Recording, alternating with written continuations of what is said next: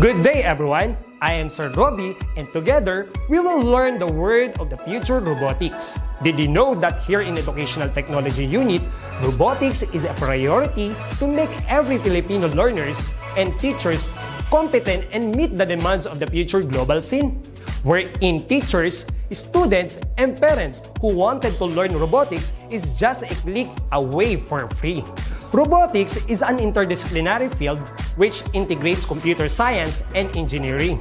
It involves design, construction, operation, and use of robots to assist human activities. Are you ready for this transformation? Soon in ICT's Educational Technology Unit. Come and join us and love the future para sa bata, para sa bayan, at para sa guro. Sulong edukalidad.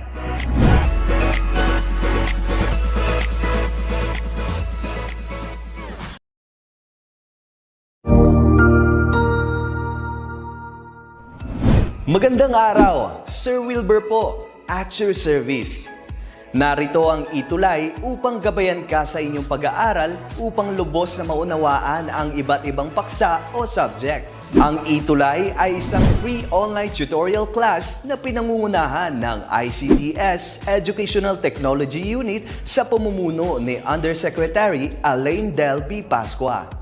Ang programang ito ay hindi lamang para sa mga bata, kundi ito rin ay magsisilbing gabay sa mga magulang at mga guro kung paano nila ituturo o gagabayan sa bawat asignatura ang kanilang mga anak o mga estudyante. Sa kasalukuyan, ang self-learning module mula sa rehiyon ng Calabarzon at kilala sa tawag na pivot ang ginagamit sa ating ETUlay online class. Kaya ano pang hinihintay ninyo? Ihanda na ang inyong mga ballpen o lapis, papel o kwaderno at samahan kaming itulay ang pagkatuto para sa bawat batang Pilipino.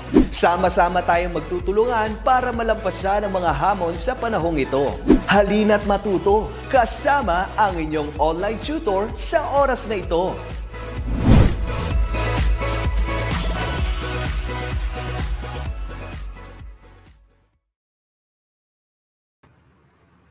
Ayan, good afternoon po sa ating lahat. Mga nanonood ngayong Biyernes, Matalino Friday for Quarter 4, Week number 6.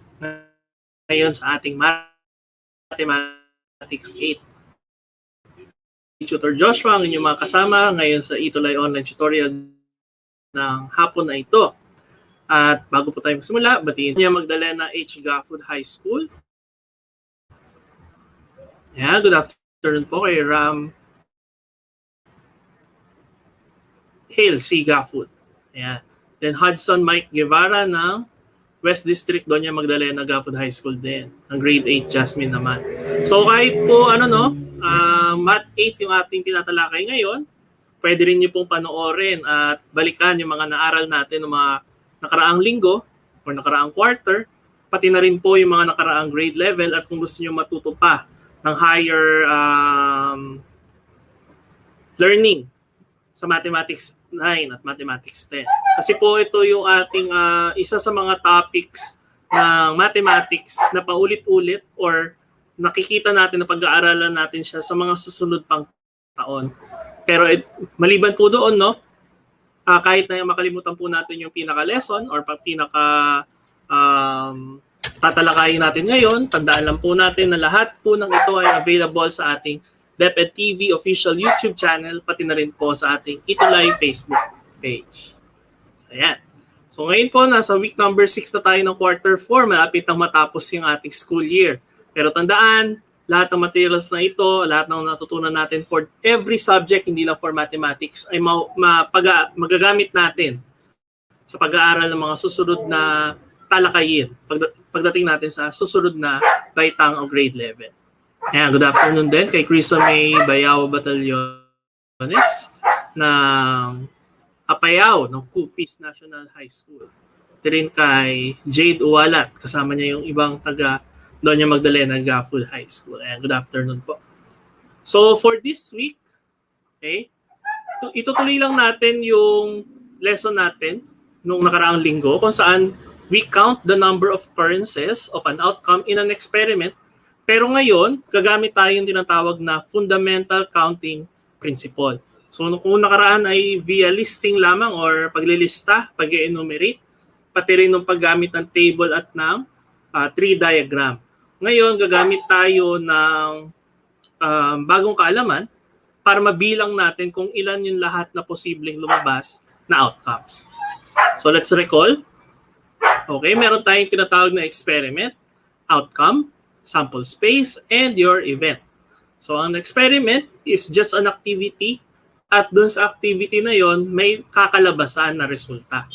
At yung mga kakalabasan na resulta na yon ay pwedeng maulit kung uulitin natin yung experiment. Because an experiment can have multiple results or marami siyang pwedeng kalabasan. At yung mga kakalabasan na yon ang tawag natin is the outcome. Next, the set of all outcomes, lahat ng kakalabasan, ay may lilista natin sa tinatawag nating sample space. Again, it's the set.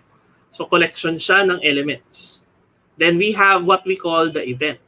Yung event is a subset of the sample space kung saan kinukuha natin usually yung gusto nating i-observe. Kaya siya tinatawag na favorable outcomes because ito yung hindi sa papaboran, pero ito yung ating titignan at hahanapin.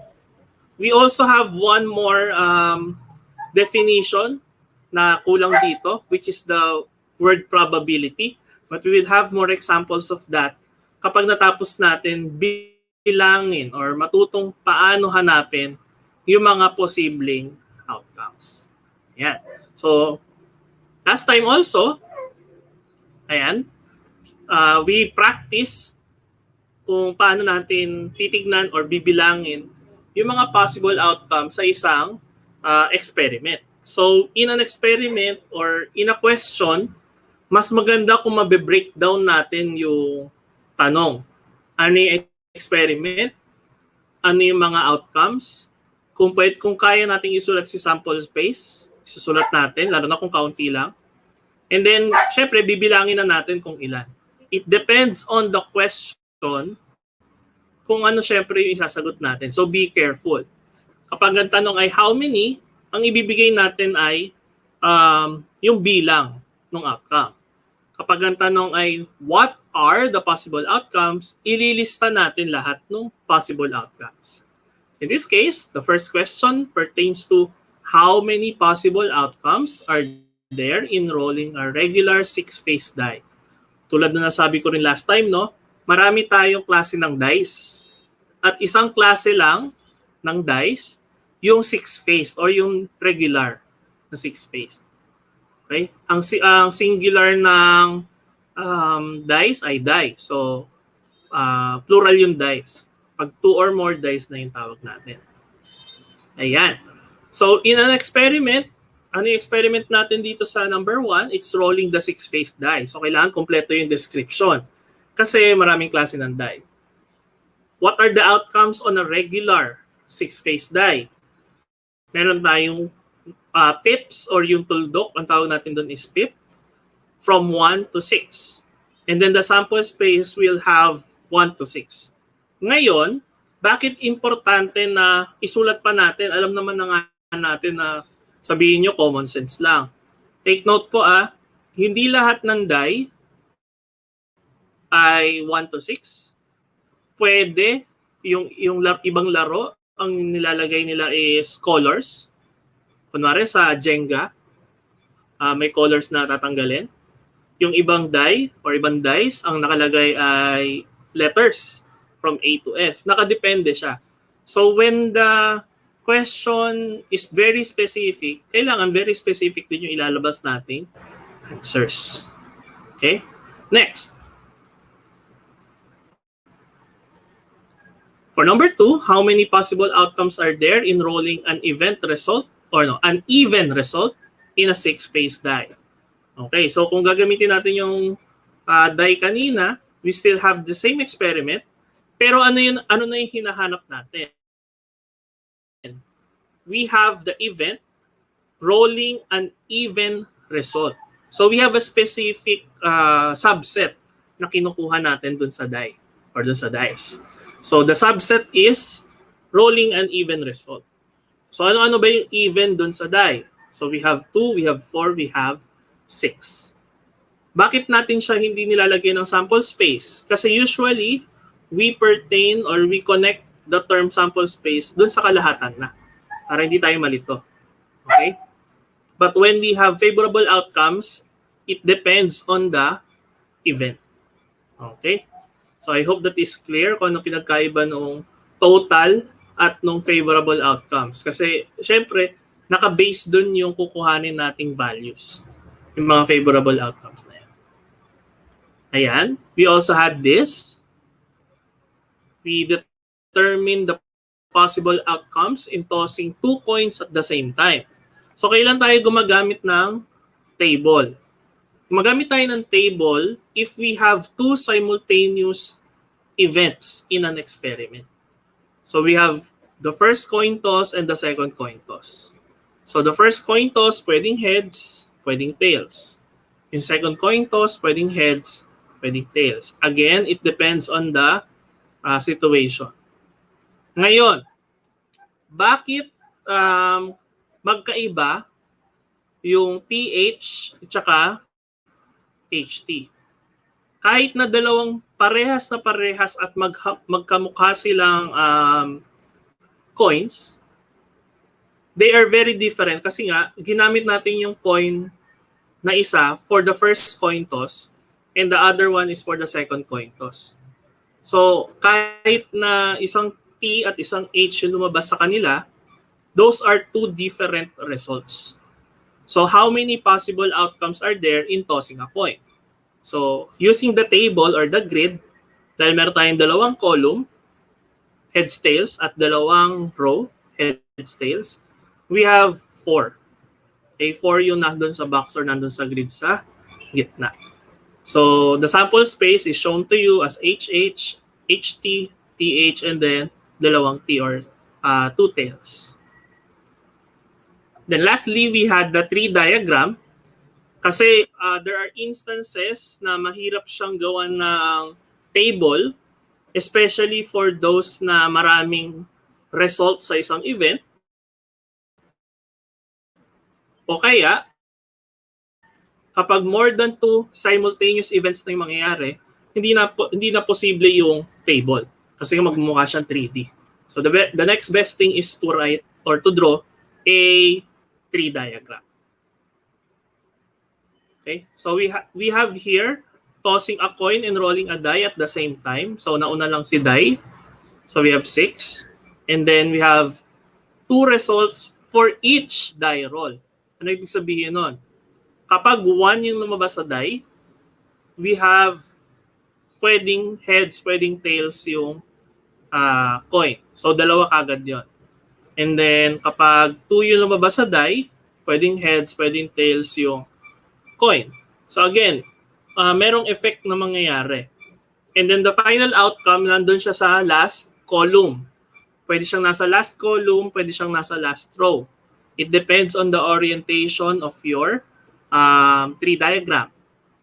And then we will have 1H, 1T, 2H as one of the possible results doon sa experiment. Bakit marami? Kasi, again, hindi specified kung ano yung gusto nating makita. So we count everything. Bakit dalawang element? Bakit 1H, 1T, 2H, 2T? Kasi nga, we are rolling a die and tossing a coin at the same time. So, kailangan dalawa yung elements niya. Next, pwede bang pagbaliktarin? H1, T1, H2, T2. Yes, pwedeng pagbaliktarin, pero there should be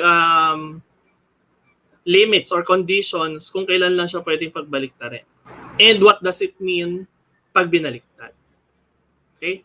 So, those are the instances or when using tree diagram and tables when listing our results or outcomes. Ngayon, we will just count. Bibilangin natin yung ating topic for this week, which is on counting the outcomes. In here, kung bibilangin natin, we have 12.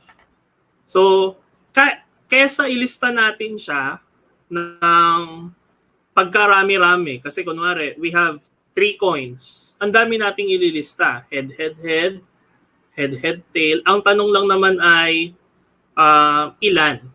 So there is a property or a principle na lalabas siyang shortcut. So we have 6 outcomes sa die roll, and then we have 2 outcomes sa toss coin or sa coin toss. So kung meron tayong 6 at meron tayong 2, those are different events or magkaiba sila kasi nga sabay nyo siyang gagawin din. There could be just a process na pwede nating gawin.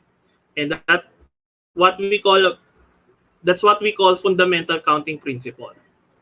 If one event o yung isang pangyayari ay pwedeng mangyari ng m ways or m number of ways, tapos yung isa pang event, another event can occur in n ways, then the number of ways that both events can occur is m times n. Ano ibig sabihin yan? Kunwari, kanina, meron tayong die na 6-faced at meron tayong coin na syempre dalawa lang naman yan, head or tail.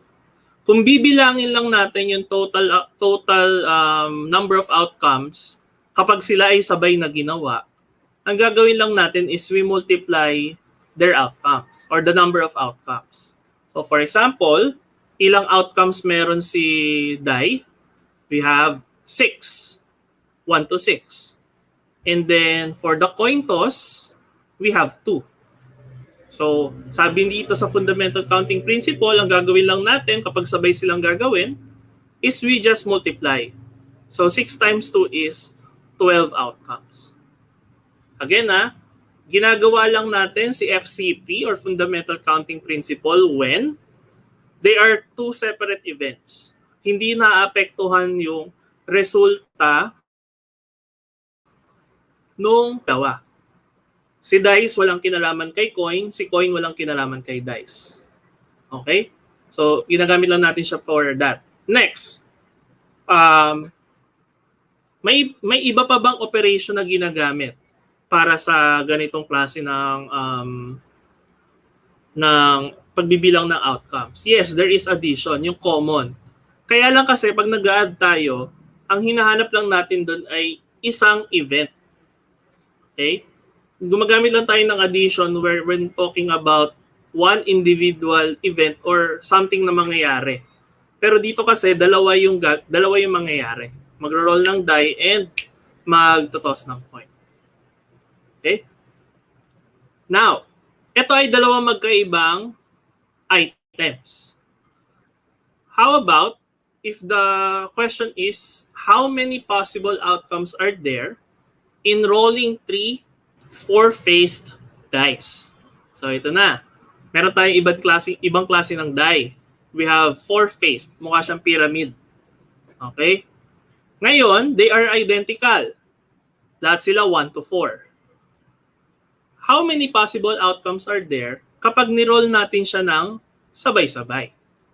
Okay, do you have a guess dun sa ating audience? If you have, you may type it on your comment. So tandaan natin, we are using FCP. Kapag FCP, we use them with separate events or separate, items. Again, they are, kahit na sila ay identical, sila ay different dice. Okay? Si dice 1, si dice 2, at saka si dice 3. So ilan yung lalabas for sa isang dice? Okay?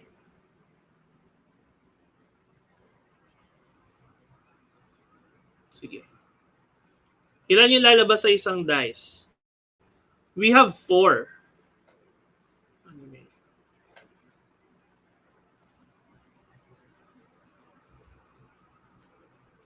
Yan. Okay, bakit 4? Kasi nga, 4 yung posibleng lumabas sa isang dice. So we have 4, 4, and 4. Then, we have the fundamental counting principle. Imumultiply lang natin sila. Ayaw lumabas ng times. Ayan. So what is 4 times 4 times 4? That is 64 outcomes. Okay? Ulit po, no? Ang kinukuha natin is the possibility na lalabas yung bawat isa sa lahat. So kunwari, 1 na yung unang die. Pwedeng 1, pwedeng 2, pwedeng 3, pwedeng 4 yung susunod. So 4 na kagad. Next, yung 1, pwede ulit 1, pwedeng 2, pwedeng 3, pwedeng 4. So 4 ulit. So magmumultiply lang tayo ng magmumultiply to get everything. To get the total number of possible outcomes. So we use multiplication. Pero again, we have certain conditions na kailangan i-meet para masigurado natin na tama yung gagawin natin, especially for multiplication. Kasi nagba-branch out siya. So kung ano lang yung kailangan, yun lang din yung ibibigay natin. Okay, so tama si... sino yung una nakatama? We have Sofia Abaracoso with 64. And Hannah Lucy Kawilan, Hudson Guevara has 64 outcomes. And Mariel Ann Hermon. Okay, so we multiply lang natin yung results. Okay, how about, kung meron tayong die, we also have spinners. So in this case, we have 3 spinners. How many possible outcomes are there in spinning these spinners at the same time? So ito yung usual na question na ginagawa natin. And as much as possible, at the same time sila mangyayari. Kasi kapag hindi siya at the same time, there are other instances and other counting principles na kailangan nating alalahanin. So unang gagawin, bilangin yung colors for each spinner. So we have here 4, we have 5, and then we have 8. So yun muna. Next, identify nyo kung may kinalaman ba yung isang spinner dun sa kabila. Yung 4 colored ba may kinalaman sa 5? Wala, kasi magkaibang spinner sila. Yung 5 ba may kinalaman sa 8? Wala rin, kasi nga magkaibang spinner sila. So kapag magkakaiba sila on their own, kahit na magkakamukha sila, we can use the fundamental counting principle. So we just multiply. And what is 4 times 5 times 8? That is 160 outcomes. So we have Nelson Venerable with 160, Hannah Lucy Kawilan, ayan, nakakahabol sila ng sagot. Christine Rose Reyes also have the correct answer. Pero next time, please use multiplication. Kasi multiplication yung ginagamit natin. Okay. So very good. Makuha nila yung tamang idea. So madali lang naman yung FCP. We're just multiplying. Ngayon, ang nagpapahirap sa fundamental counting principle is, what if wala tayong illustration? Wala yung given na drawing na kailangan natin for the question. Especially when we talk about passwords or PIN codes. So dito kasi siya madalas nagagamit. Using the fundamental counting principle, let's identify how many 4-digit PIN codes can you use if repetitions are allowed. So saan ba natin ginagamit yung PIN code? So when we hear the word PIN code, yun ay ginagamit for security. And sabi ni Ram Haligafood, make sure that each spinner is fair. Yes. So, actually, when we have equal portions sa ating spinner, tulad nung binigay natin kanina, we could say that the spinner is fair. Unless, syempre, may ginawa tayong kakaiba dun sa arrow or yung pinapaikot natin. Pero as long as we have equal portions or equal sections ng ating bilog for the spinner, we will have that, say that it is fair. We will have the discussion of that when we talk about the probability. Kasi nga, we're counting outcomes. So here, how many 4-digit PIN code can you use? So sa cellphones natin, madalas tinatanong tayo kung paano tayo maglalagay ng security. Yung iba, thumbprint. Yung iba yung parang maze. Pero yung most basic is using a 4-digit PIN code. Okay, so ito yung isa sa mga kauna-unahang security features ng ating phone. So ngayon, magta-type lang tayo kunwari ng passcode natin. So ilan yung mga posibleng combinations ng numbers? Ano-ano ba yung sinasabi nating digits? When we say digits, yan ay numbers na 1 digit, syempre. So we have from 0, 1, 2, 3, 4, 5, 6, and 7, 8, 9. Next, ang sabi sa question, ilang digit yung gagawin nating PIN code? We have 4-digit PIN codes. So parang sa cellphone nga, may lalabas na 4 na guhit yan. So when we solve this question, pinakamagandang gawin is write lines or segments or underlines kung saan ilalagay natin yung number for each event. Okay? In this case kasi, we have 4 events. Yung number na lalabas sa first digit, that's 1. The number na lalabas sa second digits, that is the second event. Third event would be the one that lalabas sa third and dun sa fourth. We could classify that with those techniques. Okay? So sa first event, ilan yung posibleng lumabas na digit?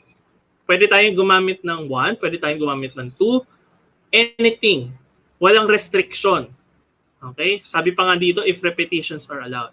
So kung wala tayong restriction, ilan yung pwede nating ilagay sa first digit? So we could have 10. And actually, dahil wala tayong restriction for everything, at pwedeng umulit yung ating number, lahat yan ay may 10 digits. Okay? Pero is that all? Yan lang ba yung gagawin natin?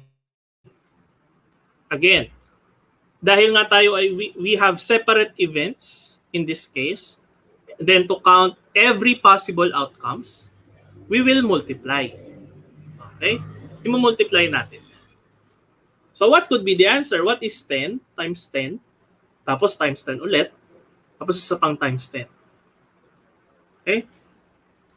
So from ano yan? Kasi di ba from 0, 0, 0, 0. Yun ay una. Ano yung huli na posible? Posible yung huli is 9999. So kaysa ilista natin yung from 0, 0, 0, 0 to 9999, ang tanong lang naman ay ilan? Multiply na lang natin. So we have 10,000 possible PIN codes that can be generated or used. So we have Maria Crisia Legaspi and Hannah Lucy Cawilan ang unang nakakuha ng tamang sagot. We also have Rovic Burgos. Ayan, very good. And Simon Joel Lopez. Ayan, humahabol sila yung iba. So, again, yung ating security features na pag-iisipan yan, kaya from 10,000, may isang posible lumabas dun sa code ninyo. The harder, the more difficult your PIN code is, syempre, na hindi related sa inyo, be careful.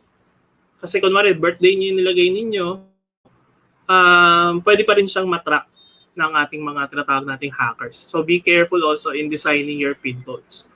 Kaya ngayon, nauuso na yung 6-digit PIN codes for the cellphone, for the ATM cards.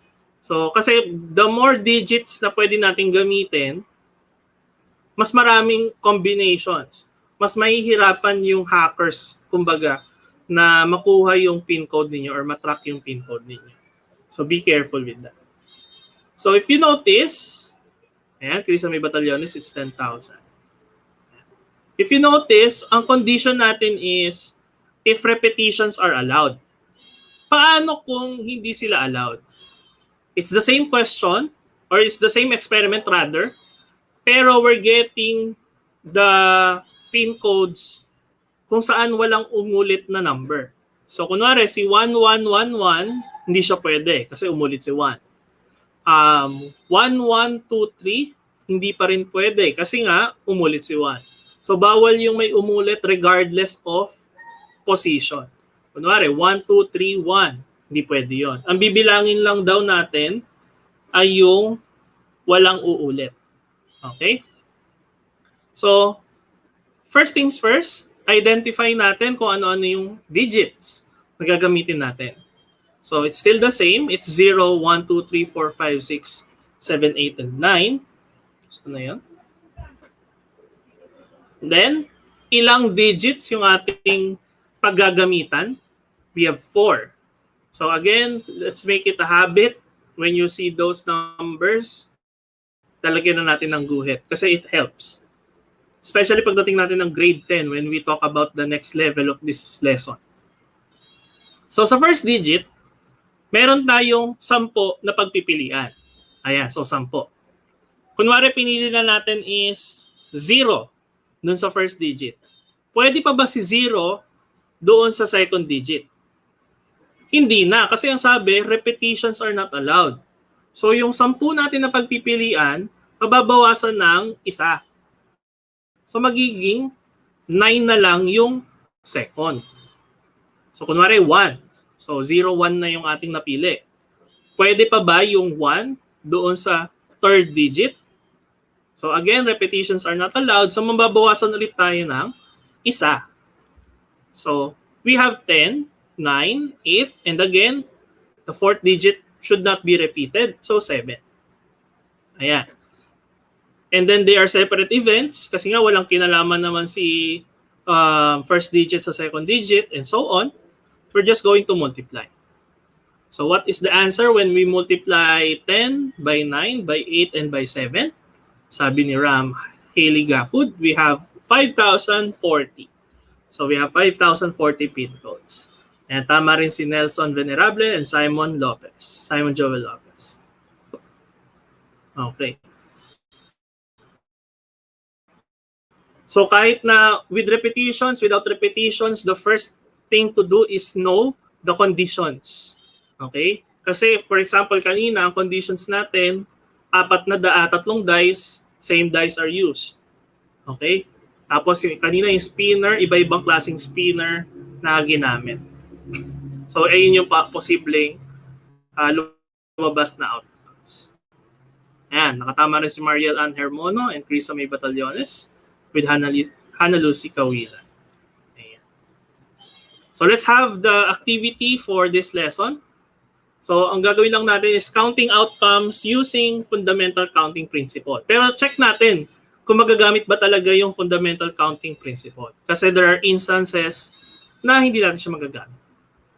So in this case, the question is, how many outfits are possible if you choose one of each or one each of 5 shirts?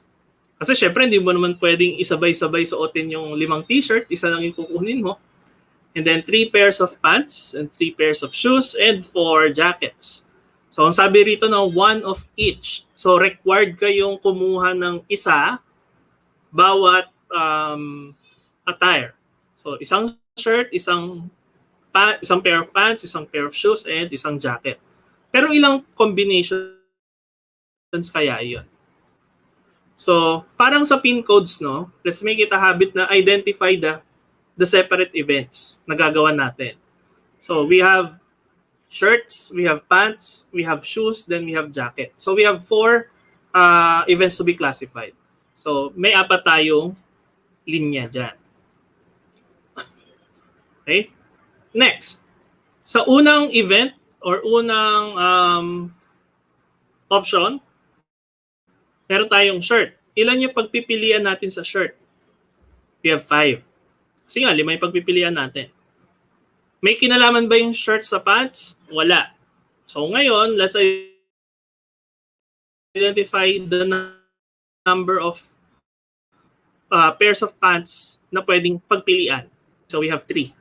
And then we have also 3 pairs of shoes and then we have 4 jackets. So ito yung isa pang clue when to use fundamental counting principle. Kung marami tayong pipiliin at the same time, we will multiply the number of outcomes of those things na pipiliin. Okay? So 5 times 3 times 4, that is 180 outfits. Okay? To be more specific, syempre lalagay natin kung ano yung dinedescribe dun sa ating question. Pero regardless, it's 180. So Rovic has the correct answer. Sofia Abaracoso, and Maria Crisha Legaspi have the same answers, which are correct. So, ayan. So nagigets naman ng ating mga viewers yung lesson. So, ayan. Okay. Next. Okay, this is the same question. Skip na natin. Ayan. Okay, this question is actually, I think, isa siya sa, kung hindi siya MTOP question, it's, I think, part ng diagnostic test for grade 8 and grade 10 students. And common misconception ito na nasasagutan ng students, especially for those na nakakalimutan yung konsepto ng fundamental counting principle. So let's try to answer this one. So we have a 5-item true or false quiz in math. 5 tanong na true or false ang posibleng sagot. How many possible ways can the quiz be answered if you are to guess each item? So kung manghuhula lang kayo, which is wag niyong gagawin kasi dapat inaaral niyo yung lesson kaysa sa manghuhula kayo. Ilan yung possible ways kung paano siya masasagutan? Okay? So take note. Tingnan muna natin kung ilan yung sasagutan or ilan yung pipilian. Okay? So we have 5 kasi si question number 1, si question number 2, si question number 3, si question number 4, si question number 5. So we have 5 lines there. Okay? Sa first question, ano yung pwede niyong isagot? True or false? Ilan? So that's 2. On the second question, okay? On the second question, may kinalaman ba yung sagot nyo doon sa number 1? Wala. So we still have 2 options. Kasi hindi naman sinabi na pwede na kailangan umulit lahat. Di ba? Okay? Tapos, ganun din for question number 3, question number 4, and question number 5. Okay? So, it's a common misconception to say na kahit 5 item lang siya, tapos 2 possible answers lang, kasabihin nyo kagad 10. So, take note of the proper way to solve this. Ilang sets ba yung kailangan nating sagutan? We have 5 questions. At ilan yung choices for each question? We have 2. So it's 2 times 2 until for the 5th time. And what's the answer to that? That is 32 ways. Pwedeng true lahat, pwedeng false lahat. 2 kagad yun. Pwedeng true yung unang 4, then false yung huli, until you have 32 ways. So pwede nyo siyang ilista to check kung magiging tama yung bilang natin na 32. Ayan, so tama si Ramheli Gafud. We have Sofia Abaracoso and then Maria Crisha Legaspi. So again, it's a common misconception. Take note kung alin dapat yung uunahin. Kasi yung iba naman ang unang binibilang yung true or false. Okay? So 2 daw. Tapos 5 times 5. Tignan kung ano yung lalagyan ng sagot. Okay? Ito yung mga possible techniques and tricks to answer this question. Okay? So let's have, I think we have 2 more questions or exercises. Ayan. So a license plate uses 2 letters followed by 3 digits. Okay?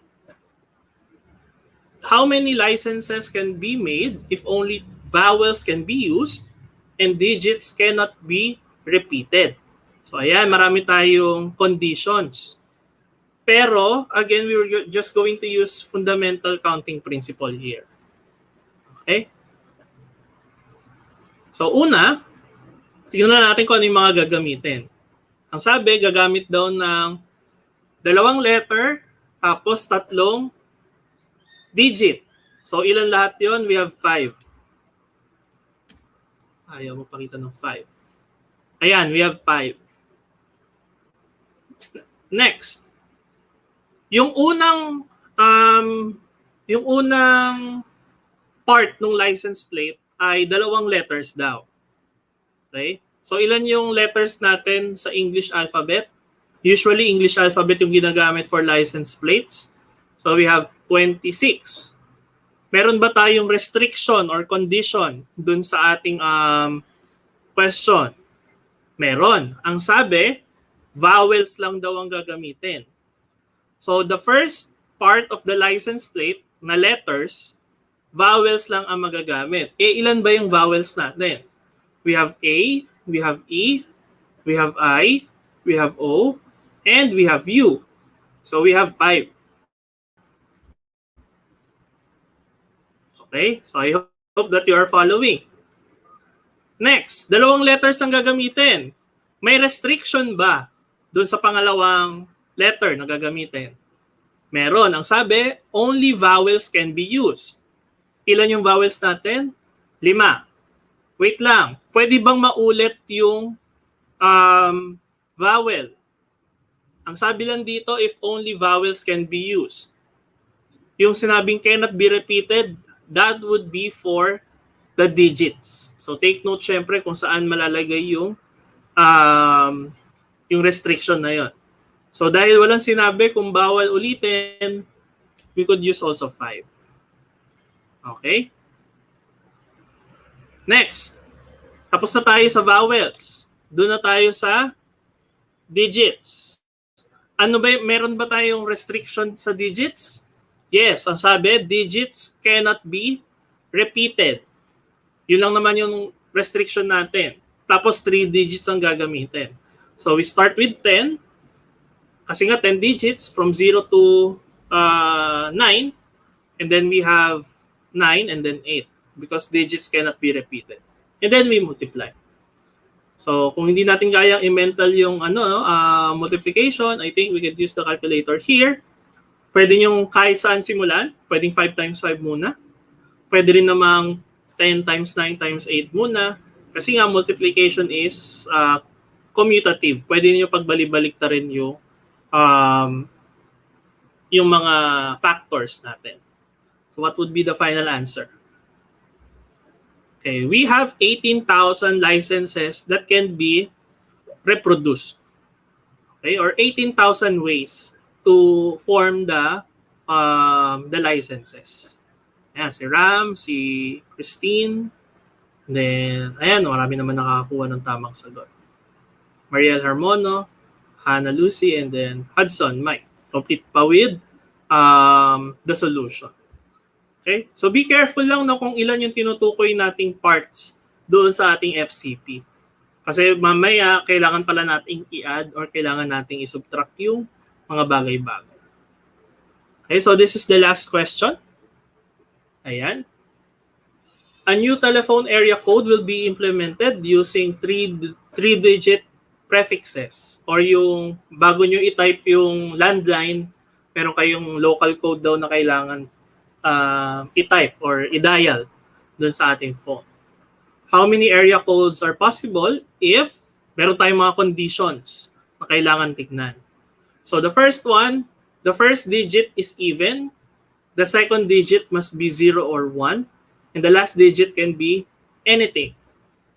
So, una, identify how many digits will be used. So, we have 3. Okay?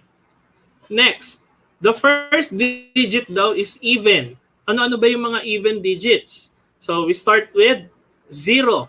Again, tandaan natin si 0 is even kasi it's divisible by 2. So, we have 0, we have 2, we have 4, we have 6, and then we have 8. So we have a total of 5 even digits. So 5 na ilalagay natin sa una. The second digit must be 0 or 1. So nirestrict na niya na dalawa lang yung pagpipilian natin for the second digit. So that's 2. So meron tayong first digit, 5 pwedeng gamitin. And then the second digit, 2. Sinabi ba na pwedeng maulit? Walang sinabi. So we take it as granted na pwedeng umulit yung mga numbers. Kasi 0 is even, di ba? Eh kung 0 na yung unang digit, tapos bawal daw maulit, ibang method na yung gagamitin natin. Hindi lang tayo basta fundamental counting principle. Take note of those restrictions or conditions. Okay, and then lastly, the last digit can be anything. So kahit ano daw yung nando sa last digit. From 0 to 9. So ilan yon? There are 10. Ulit 0 to 9. Baka mamaya masabi nyo, 9 lang kasi hanggang 9 yung last number. Hindi po. It's 0 to 9. Bibilangin natin 10. And then we multiply. So ilang possible area codes yung lalabas? So 5 times 2 is 10. And then multiplied by 10, that is 100 codes or area codes. So usually ginagamit natin yung area codes for long distance calls, or yung tawag natin ay sa ibang bansa. So ginagamit natin to for security purposes and communication purposes. Okay? I think we got it all for the fundamental counting principle for grade 8 or for mathematics 8. So let's just have a very short self-check. Nakuha ba natin yung objective natin for the day? Yes, we have count occurrences of an outcome using the fundamental counting principle. And with that, wag niyo pong kakalimutan syempre kung ano-ano pa yung ways ng pagsusulat natin, paghahanap natin ng outcomes, kasi magagamit natin siya when we deal with or when we find the chance or the amount of chance ng isang bagay ay mangyayari, or what we call probability. Yeah. So kahit patapos ang school year, hindi matatapos ang pagkatuto at pagtuturo dito sa ETUlay online tutorial. Kasama po, syempre, ang tutor Joshua sa ating ETUlay online tutorial. Good afternoon po and happy weekend.